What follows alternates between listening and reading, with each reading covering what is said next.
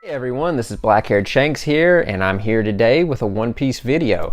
Unfortunately, this week we went on break, but that's okay. While Oda is recharging his batteries, we can recharge ourselves with a One Piece discussion. This week I'm going to be talking about my top 10 One Piece characters. Thought that'd be a little fun.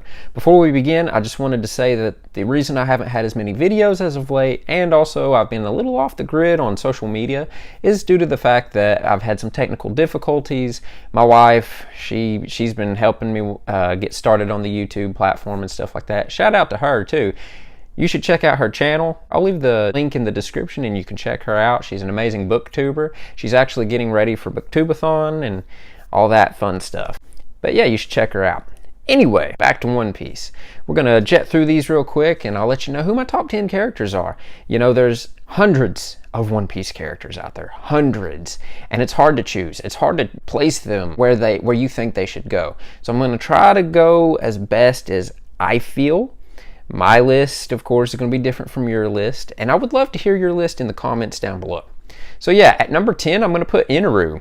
He was a very threatening villain that they had to face on the island of Skypiea. He was this megalomaniac who believed himself to be God. And that right there was enough to make the reader go, whoa. Because as soon as they get to Skypiea, they see a sign that says Godland Skypiea. And I remember Robin even had this very worried look on her face. She was like, Godland Skypiea, you know. And when they got there, here is this guy that not only can he turn himself into lightning, he can control lightning, and he seemingly is omnipotent and omniscient, and he knows everything going on this island, which we come to find out later on. He actually has observation hockey, which is something that we don't learn about until much later in the story. It was a really cool foreshadowing by Oda. But he was just a great villain. It was very comical to see Luffy fight him because, you know, up till now he had been invincible to everyone. And then, of course, here comes this guy made out of rubber. Yeah, lightning and rubber, kind of interesting. But he was a great villain, very awesome design, and I'm sure we'll see him in the future because we all know the Straw Hats are going to the moon. I'm serious. Number 9 is Boa Hancock. Boa Hancock was an interesting character when they introduced her. She was one of the 7 warlords, the only warlord to be female.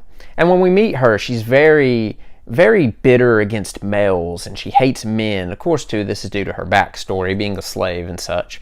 But Luffy, of course, manages to yank on them heartstrings, and of course, she is now Luffy's #1 fan. Maybe number 2 if you include Bartolomeo.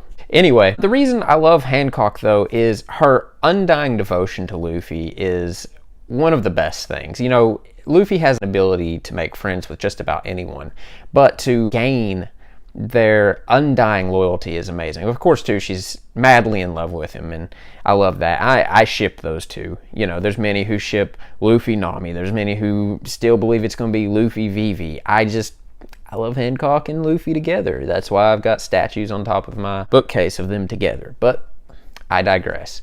I love her powers. She ate the love fruit. She has the ability to turn men with perverted minds into stone.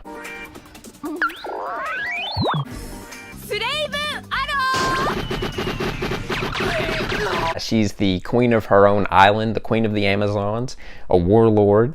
And I'm just excited to see where the story is going to lead her down the line, because we know that there's straining relations between the Marines and the warlords, especially with Fujitora now at the Reverie. This is going to be interesting how this is going to affect Amazon Lily, her homeland, and her people. So yeah, I'm excited to see her down the line. Number 8, Sabo. So, if you don't know, Luffy has 2 adoptive brothers. There's Ace and Sabo. Of course, Ace died, and Sabo, we believed, had died way back in Luffy's backstory. Well, during Dressrosa, we find out he's alive, which was an amazing reveal. And not only that, he also finds the Flare Flare fruit, which once had belonged to Ace.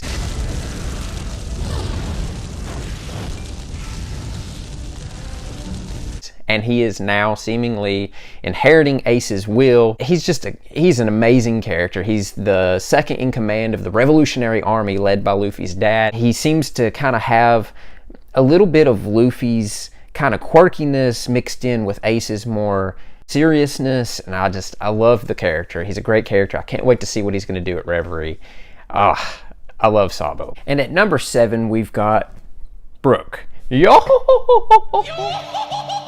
The singing skeleton that seriously stole everyone's attention the second he appeared. I love Brook. Brook is an amazing character. I feel like he's one of the characters that after the time skip, he just keeps surprising me. Whether it's his awesome abilities or just the fact that he can be the true MVP sometimes, especially during Whole Cake Island. I mean, he shined. But yeah, I love Brook. Brook is a funny character, he's a humorous character, and that's what we need sometimes, is just that humor, that levity. He gets into great fights, he shows off amazing abilities, he ate the revive fruit. First we thought, oh, it only allowed him to come back to life, but after the time skip, he's shown that he can actually manipulate his soul, and it's an amazing ability, and he's an amazing character. So yeah. Now, number 6, Nami. Nami is an awesome character. Before she became walking, talking fan service, she had a very strong backstory. She had very strong storylines connected to her. She actually has a lot of usefulness to the crew. Not only is she the navigator, but she's also the person that she kind of watches over the money a little too much. She's also very proficient in being able to read the weather and various things like that. She's an awesome character, and you can't help but love Nami. She's also kind of like some of the other human characters that I love the fact that, you know, she starts out very weak. In fact, during the beginning of One Piece, she has no fights. And it's not until you get to Alabasta that she has to step up and get into a fight herself. And it's around that point you realize she could actually win a fight if she wanted to. And slowly but surely her abilities and some of the technology she gets to use, it starts to get a little higher until she's becoming a force to be reckoned with, especially during Whole Cake Island when we literally see her command Zeus, Big Mom's thundercloud.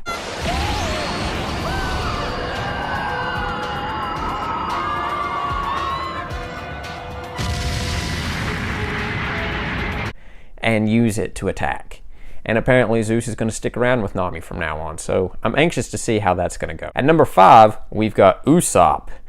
Yes, God Usopp has to be at number 5. Usopp was always one of my favorite characters. He's one of the funniest characters, and I've always loved him ever since Arlong Park, because Arlong Park showed that basic human characters, they can stand up with the best of them, even the monster trio like Luffy, Zoro, and Sanji. Usopp, no matter what, has always been able to stand his ground, even after being pummeled and looking like dang Bruce Willis. Usopp is an amazing character. He's funny, he's hilarious. I love all his zany antics. I loved it when he was Sniper King during the Enies Lobby arc.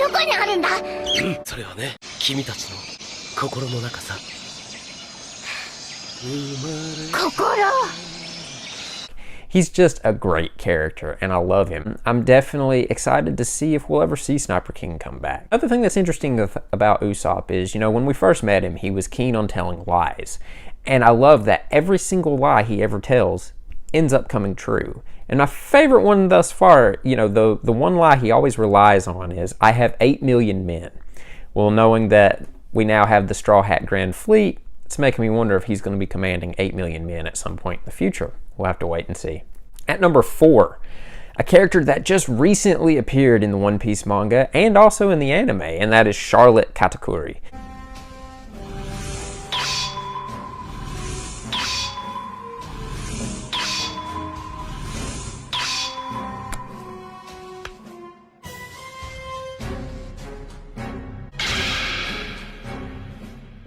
And yes, I'm going to call him Katakuri. I'm not calling him Dogtooth. I hate that friggin' translation.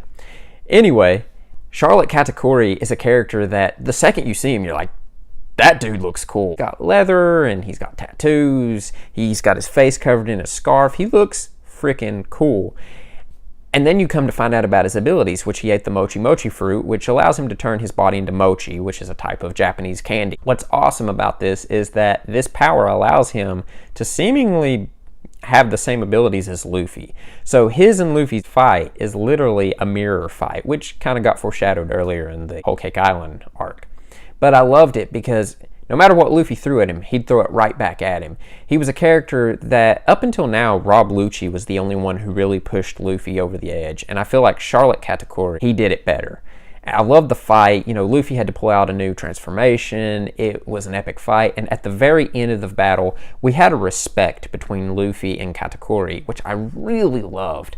They respected one another, and even Charlotte Katakuri at one point, you know, he kind of basically said, I want to see how strong he is in the future. So surely we'll see this character again, maybe even Wano Country, if my suspicions of Big Mom heading to Wano Country is true. At number 3 is the three-sword style swordsman, Roronoa Zoro. Zoro has always been one of my favorite characters. He's just that character that never backs down, he never gives up.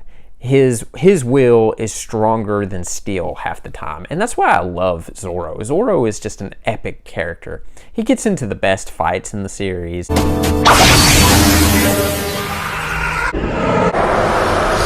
He has some of the best moments. He's always there to rein in Luffy, and I love that fact about him. You know, like when Usopp left the crew, he was the one to tell Luffy, like, hey, he can't just come and go when he pleases. You know, that's not cool. Or when they were at Punk Hazard, he was the one that was like, Luffy, you need to step up and start acting like a captain now. We're in the new world. You can't be goofing off. He's a character that there's no nonsense in him, yet there is. You know, he's bad with directions. You tell him to go north, he heads to the direction that's coldest. You know, he's a great character, and I love his fighting style. I love just everything about his character. I'm excited to see how he's going to do in Wano Country with the samurai and everything. And I don't know if we'll get any more backstory on him, but that would be kind of cool. But yeah. Now at number 2, Trafalgar Water D. Law. Law, from the moment he appeared in the Saba Odi arc, was one of my most favorite characters. He's a guy that he's just got this complete attitude when he first appears. He's flipping off other pirates. He's not taking crap off of anybody. And his ability, the Op fruit, is amazing, allowing him to create a space where he can literally rearrange body parts. He can perform surgeries with his sword.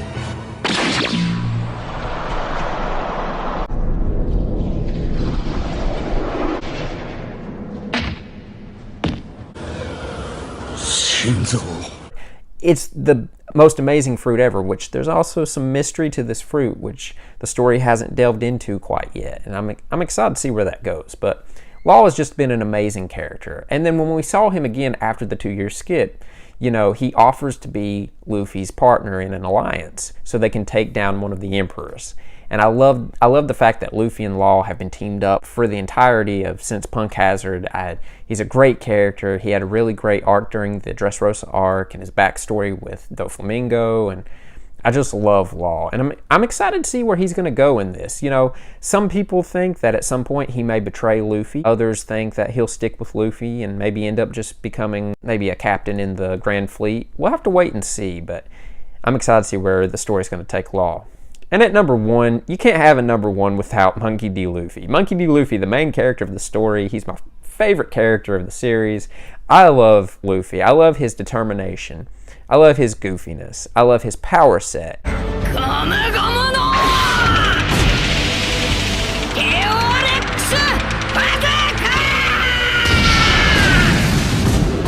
I love his friendship with anybody he meets. You know, he's just very loyal to his friends. He's a great character and just a great role model in the anime world.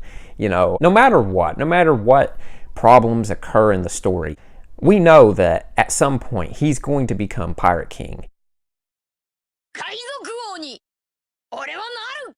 You know, after seeing him state this little saying, I'm going to be king of the pirates, over and over and over, and we have seen him beat every obstacle that has come across his path. And I'm excited to see what path he'll have to take to become the Pirate King. You know, he's just a great character. I love Luffy. I love everything he stands for. And, you know, he's just a character that's just fun, and you can get behind his ideals. You can get behind his method to madness. Yeah, he's just a great character, and I love him. So yeah, that's my top 10 One Piece characters. I hope you enjoy. Next Friday, we will have the next chapter come out, so I'm excited to do another manga read. I'll try to get another video out earlier at the beginning of this week. I do have some other reaction videos that I haven't been able to put up yet, so I may try to get those up pretty soon. But I hope you enjoyed. Leave a like, comment, subscribe, hit me up on Twitter, And yeah, I'll see you guys later. Yo.